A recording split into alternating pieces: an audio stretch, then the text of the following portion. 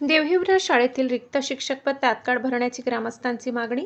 घनसावंगी तालुक्यातील देवहिवरा येथील जिल्हा परिषद प्राथमिक शाळेतील विद्यार्थ्यांचे शैक्षणिक नुकसान टाळण्यासाठी रिक्त शिक्षकपद तात्काळ भरण्याची मागणी ग्रामस्थांनी केली आहे। याबाबत गटविकास अधिकारी वर्ग 1 पंचायत समिती घनसावंगी तसेच गट शिक्षण अधिकारी गट संसाधन केंद्र घनसावंगी यांना ग्रामस्थांच्या वतीने निवेदन देण्यात आले।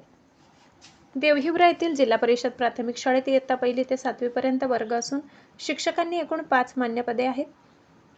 त्यापैकी सध्या 4 शिक्षक कार्यरत असून प्राथमिक पदवीधर गणित विज्ञान हे एक पद रिक्त आहे। त्यामुळे उपलब्ध 4 शिक्षकांवर अध्यापनाचा अतिरिक्त ताण पडत असून विद्यार्थ्यांच्या शैक्षणिक गुणवत्तेवर व नियमित अध्यापनावर परिणाम होत असल्याचे ग्रामस्थांनी निवेदनात नमूद केले।